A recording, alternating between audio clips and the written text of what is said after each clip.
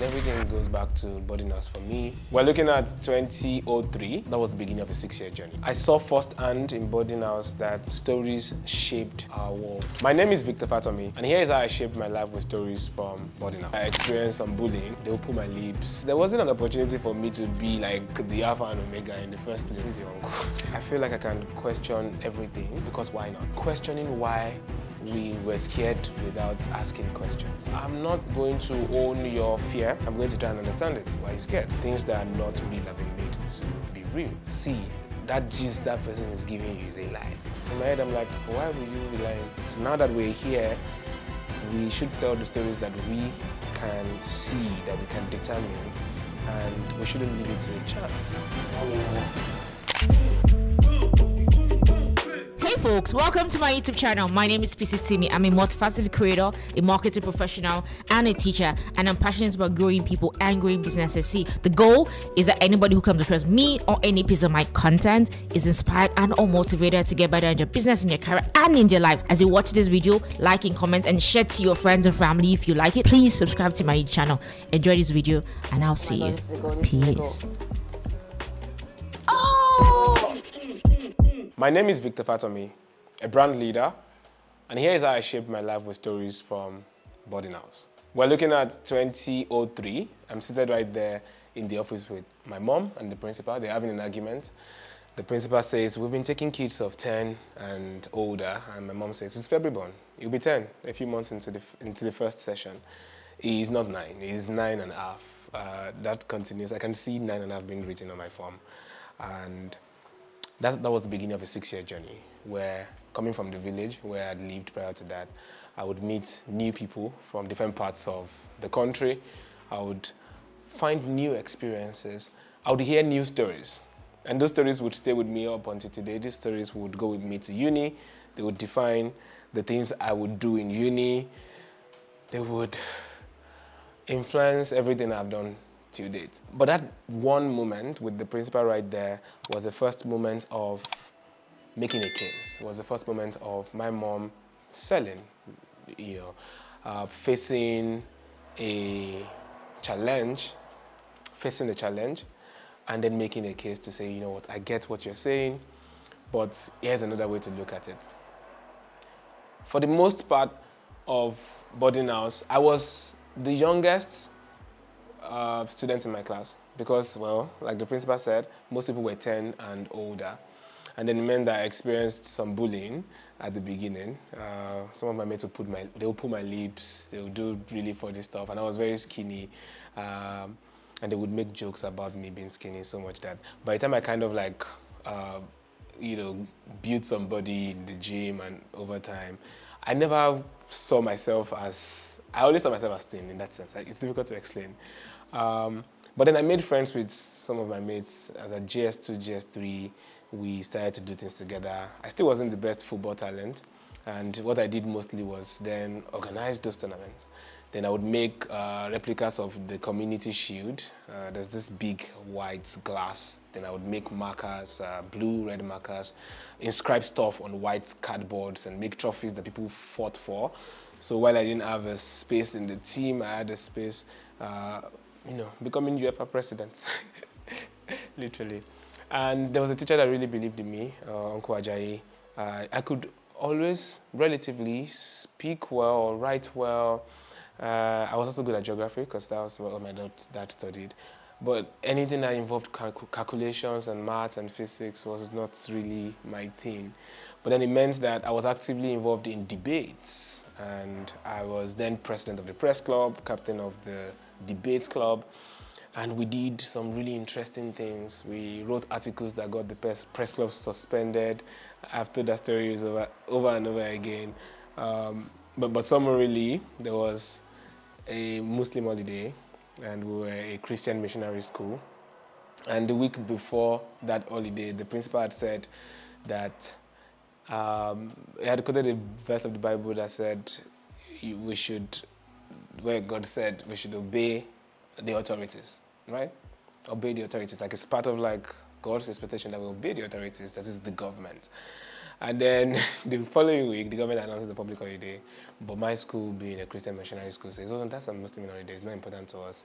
So you guys come to class." But of course, as kids, it's not like we cared whatever religion. We just cared about the fact that it was a public holiday. And then we were denied of that. So as president of the press club, we wrote this article, and it had this huge title: "The school is disobeying God." That was it, huge in the press, in the whatever we call that thing, the press board. And on the way to the assembly, students were staying there and heading to the assembly. There was like this, the principal was passing, I was, "What's there?" It walked to it, saw the story, opened the board, tore the sheets, everything we wrote, called me to his office, and suspended the press club. Yeah, he never had a conversation with me on it, and to date I thought we had a point, because, well, this is a disobedience of the authorities. It's one of the things I was most proud of in boarding house, and that kind of behavior has stayed with me, where I feel like I can question everything, because why not? And this story and that trait or that thinking would come to play by the time I was deciding to drop out of uni later on. And my friends and people were like scared and say, "Oh, why this, that?" I'm like, I'm not going to own your fear. I'm going to try and understand it. Why are you scared? You're scared for me because I'm dropping out of an opportunity to get something that certifies, because the certificate means to certify. And so it's just certification so that potential employers or partners can confirm that I am good at something. If I found other ways to prove that I am good, I'll be fine. If I ran a business and the business served customers rightly, they will come back, they will refer. If I did well in this new field I had found, which I had found by uni, graphic design, the portfolio would certify, and I would never run out of opportunities. So it was a case of seeing something that everyone was scared about, but questioning why we were scared without asking questions. And the same thing got me in trouble as well, because there was a way I answered a particular question in 100 level, and the lecturer marked me down, thought I was arrogant, just because I was like, "Yeah, I noticed what you wrote in the notes, but I just disagree. Can you explain it?" But as you understand, adults from maybe this part of the world, or many parts of the world, do not like to be questioned by younger ones. But talking about finding graphic design, which was one of the things I was like, I just have to be good at this. The portfolio is my certificate. I sought for design, and when I found it, made a business out of it, because, again, a story from boarding house. In SS1 or 2, people, I don't know who started the story, but students, my friends, would talk about their brothers in uni. And this one would say his brother ran dry cleaning business. This one would say his sister ran events management. And people would gist and say, when you get to uni, what would you do outside what you've gone to study? Whoever spread the narrative, I'm thankful to them. But in my boarding house, it was like a general story. Everybody just accepted it, that, of course, you were going to uni not just to study something, you were going there to also do, I don't know if you called it side hustle or whatever it was called, but it was just like something you also looked forward to as part of the freedom that you yearned for after boarding house. And that also helped me, meaning that by the time I got to uni, I saw my brother running the magazine, I saw him paying people to design, I said I had opinions on those designs, and he encouraged me, and I listened to another talk about entrepreneurship.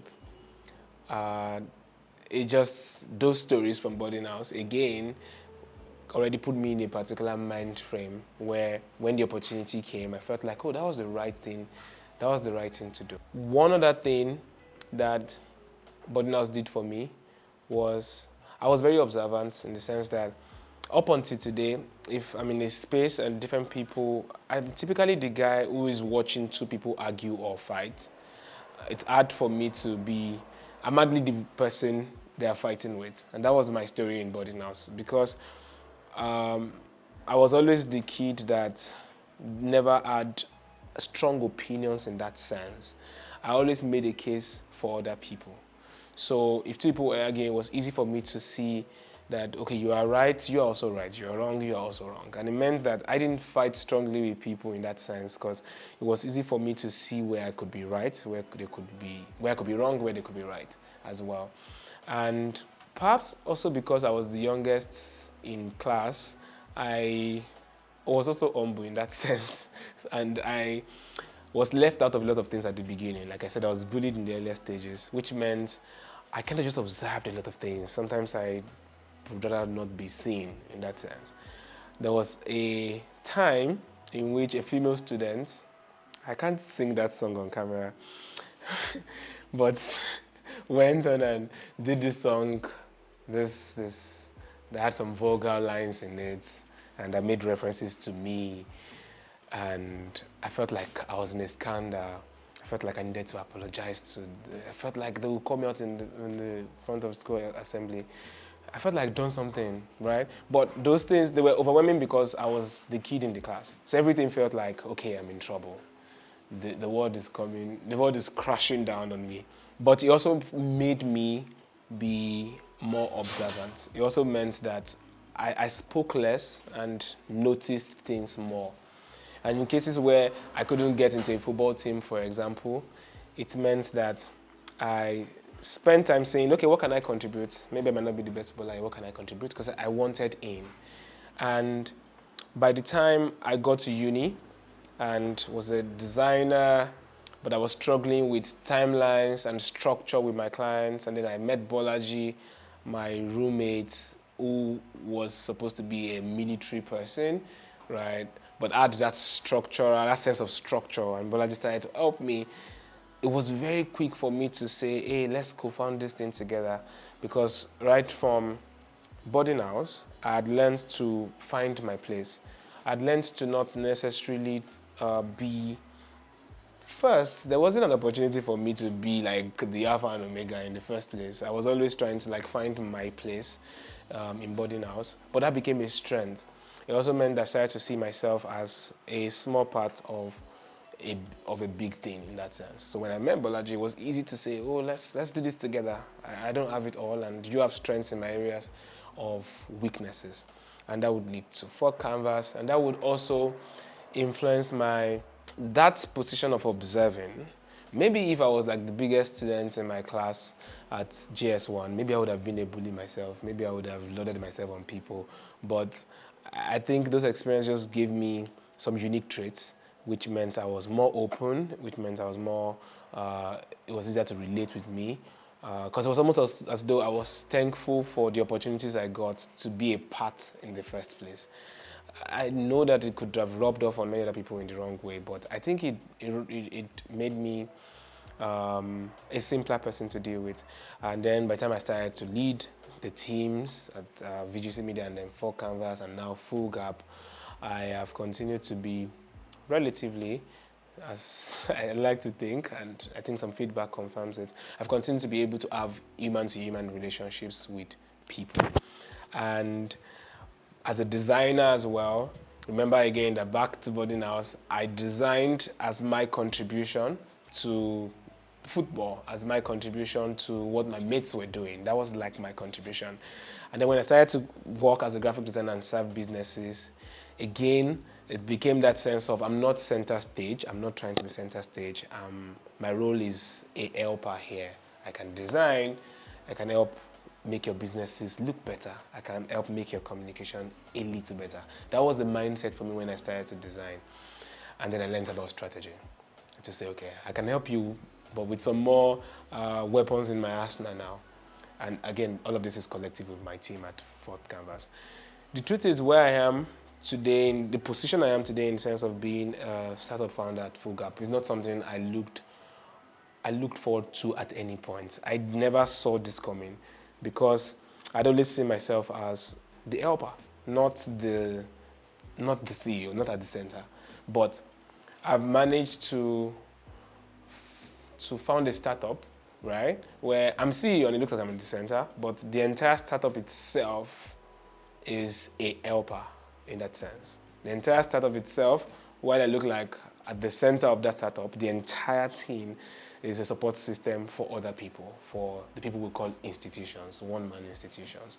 So I've somehow found a way to still continue to be that I'm not at the center. But of course, with all of the storytelling and everything we do about Fullgap right now, it looks like, okay, Victor Farr, and they would say Uncle Farr on Twitter. I'll be like, who's your uncle, right?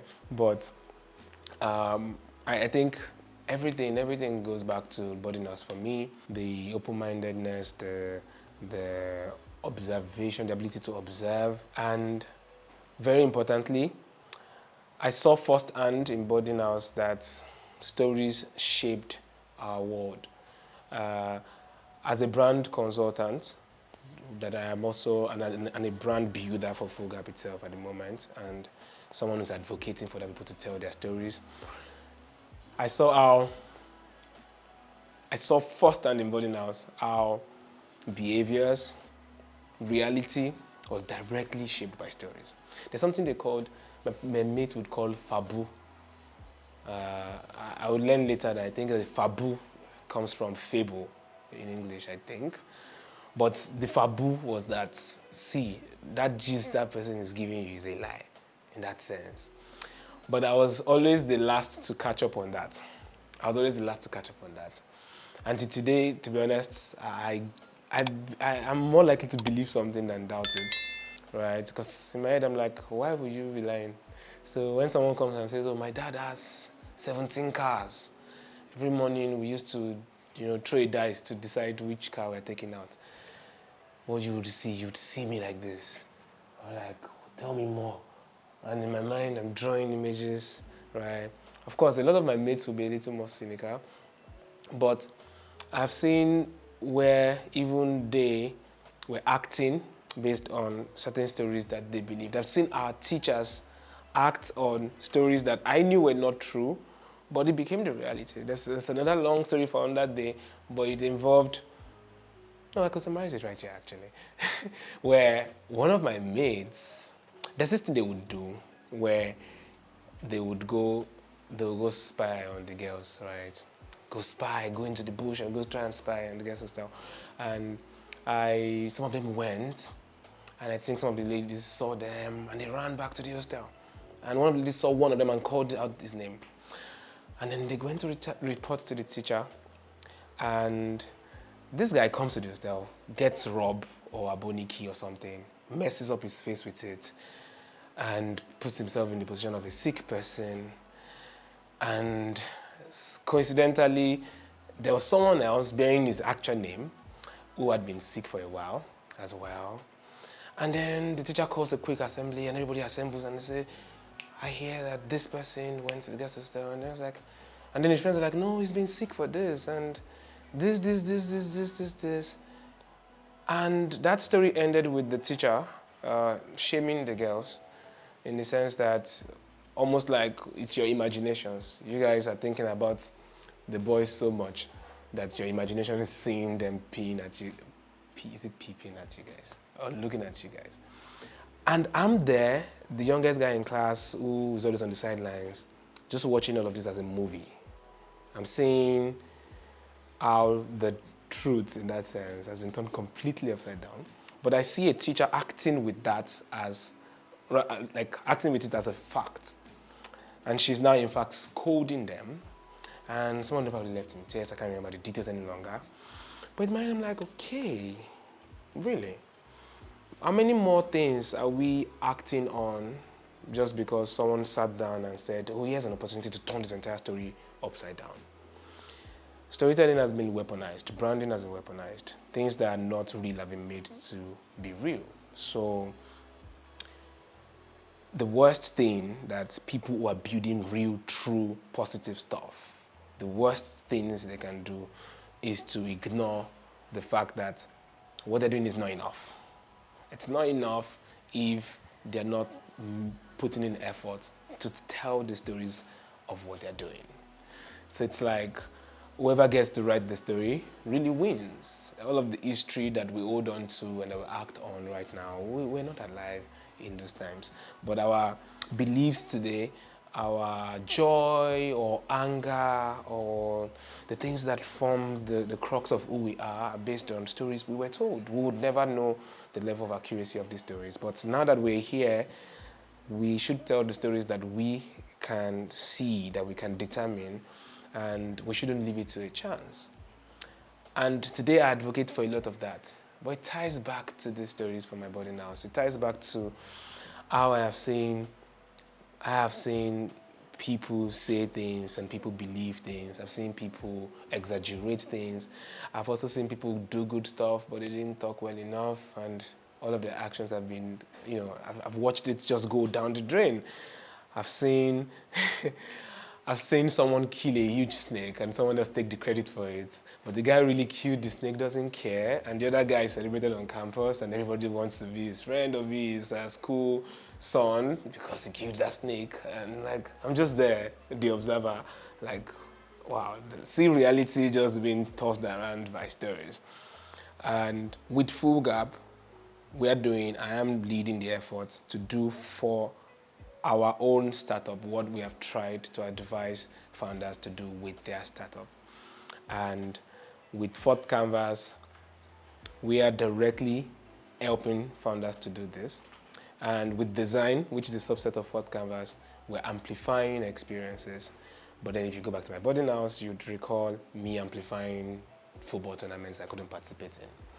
So it's been such a very interwoven experience leading up until now. And like I already shared, then dropping out and realizing that, okay, all of this fear you people have about dropping out is still stories. It's stories of some dropout bro that you have in your area who is now, a waste in that sense. So sometimes I get asked, like, at what point did you decide to drop out, and when did you drop out, and was it for graphic design or what was it? It was a mix of different things, and there's no date for my dropping out. I dropped out progressively.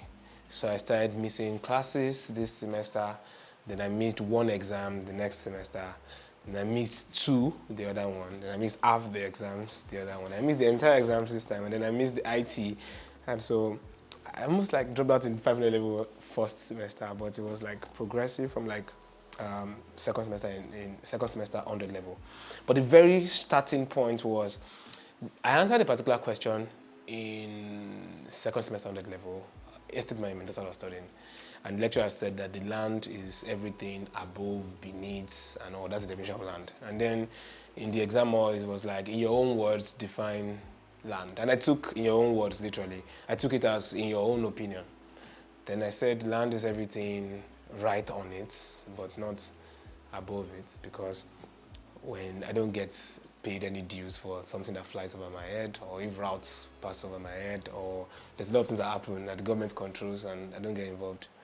So if I own a land, I don't necessarily think I own what's above it. And then the lecturer considered me arrogant and marked me down, and it was bad for my CGPA right from then. And school just felt like, okay, this place is not for me. There's no space for conversations here. I didn't grow up in a situation where I was shut up or deemed arrogant for asking questions. And I felt like, okay, this system is not for me. That was the start of dropping out. I was already starting to design. So it wasn't like I dropped out for design. My first reason of disinterest in school was just like, this system does not have space for conversation. This is just copy and paste. And then, but then that ties back to who I had been as a kid, even prior to boarding house. It continued with me to boarding house. But right from being a kid, I was always a kid that could ask questions, right? And then my mom, in that conversation with the principal, was also like, okay, you guys said you only take kids 10 and above, but, hear me out. So I was always that, I get it, but consider this, right? But design, I was losing interest in school gradually. And then design was growing gradually. And the opportunities were coming. And so it was just like something is going down, something is coming up, and they meet in the middle, and there's like an exchange, and there's like a bye-bye. But the people, I get praised for the courage. You're so bold. You dropped out. I'm like, it was more understanding than boldness. It was more understanding. If you are pointing a gun at me and I'm smiling at you like you're an idiot and you have a gun, you might count that as boldness. But it's not boldness if I know there's no bullet in your gun, right? So it's not, can we call it courage? So it was not so much courage. It was more like looking at the fear and treading it apart, And I learned a lot of this as well in boarding house because, like I said, I was very observatory and I saw many things that people were afraid of that really weren't real. I thought I was going to be a writer at some points because I did a lot in my mind. I did a lot of like imagination. Before I did something, I played in all the fears and all of that. One interesting part of my secondary school experience is I never asked someone out, like one-on-one, like look at someone. I once even asked a junior to call a lady for me. I wanted to ask her out, and then she came, and I'm like, sorry, I didn't call you. Oh, that must have been a mistake. I kind of literally froze. And the day before my valedictory service, I was like, oh wait, I never asked anybody out in this school. So I called someone I had been crushing on. A date to valedictory service. She was in SS2, and then I'm like, oh, this, and I spoke, and then she's like, oh, I like you, but you graduate tomorrow. What's the point? I'm like, I don't know the points too. I just wanted to say it. It was basically like, I wanted to like, okay, I did this, but boarding house was a lot of conquering my fears and knowing that no is fine, and knowing that you could take a step and the consequence is not as scary as you think, as probably think it is. Yeah. Of all the experiences that you've had in boarding school, is there one singular experience or lesson that, if you wanted to attribute just one thing that you are now to that, you say it was this experience? Two stories come to mind, right? And the first is a lesson of making a case for what you want, regardless of your initial rejections. And the proprietor of our school was celebrating something. I was in JS1 or 2, and I made this card paint about congratulations, Bishop. And there was a contingent, or there was a set of students who were representing all of us going to his office in the next town with some teachers, and I folded this card and say, Uncle, can you help me give this to the proprietor? And looked at it, and then I folded it and said, can you help me present this to the proprietor? And then he opened it, looked at it and said, what's this? And he flung it back to me. Like, what's this? Why would the proprietor care about this? Then I picked it back up. I could just have gone into the dorm and cried or something. But for some reason, I don't know, I just took it to the principal. A teacher had said no, I took it to the principal. The principal opens it and says, oh, Fatanmi, this is interesting. I like it. I will ensure the bishop sees it. And that was the end of that story. I was happy. And then about 4 or 5 years after, in like SS2, I had a reason to really visit the proprietor for something else, among some other students. And in his office, they had really big awards, international awards hanging off the wall. I saw my cardboard in one corner, from 4 or 5 years ago. I couldn't believe it. And it taught me the same thing that a teacher looked at and said, what's this, and flung it back, was something that, because I pushed a little harder, got to the proprietor, and for some reason, he found the reason to hang it right there. And that stays with me. It stays with me for the rest of everything else I've done, because rejection does not mean something is bad, because it can just be that it doesn't align with the taste of the person who's looking at it. Or maybe they're in a bad mood, right? It's the responsibility of the person creating or presenting something to give it another chance. And the second and final is about trust, right? There was a day again, I think I was always at the center of protesting holidays. There was a different holiday that for some reason they didn't give us. And we're like, we're not going to class today. And the boys came together and said, you know what? Let's not go, let's boycott assembly. Let's all put all our clothes. Someone brought a bowl of water in the middle of the hostel. Let's put all our uniforms together here so that nobody will go behind us to the assembly. And everybody put off their uniforms. And they were like, okay, are we ready? 1, 2, go. And I put in on my uniforms. And I was the only one who did. Everybody, they just watched my uniforms go into water, and it was maybe like reality dawned on them. And I just watched people go up, dress, and went for assembly, and I was just right there, stranded. It could have had an effect on me that, okay, don't trust people. But the effect it had on me was, people might disappoint you, but, well, if you are convinced to do something, do it, knowing that there's a chance of being disappointed, but you have to have thought about that before making your decision. There might be consequences of failure or not, but if you are convinced, do it. So I remember it as a funny story right now. But I think those two things are like two pivotal stories that still stay with me up until today. So today, I'm not expecting people to disappoint me, but if they do, I understand they're humans. It's part of the experience. Yeah, I think that really, really goes on to help me in business and leadership and everything I do today. Final words, it's all about people. In boarding house, I saw that firsthand. I saw people of all different types and different opinions and different personalities. And I saw the best sides and the worst sides of different kinds of people. And I saw that it was difficult to box people or categorize people. And that at the end of the day, it's about paying attention. It's about observing. It's about seeing what strikes the chord and what does not. And life is never about the facts. The facts are just one component. What do we make out of them? The stories we tell around them, about them. And as a brand leader today, that's a very handy skill, because you're influencing perception, you're creating an image. In physics back then, I learned about object size and image size. It's always two different things. It's the object, but how the light shines on it, the distance from your view makes a lot of difference.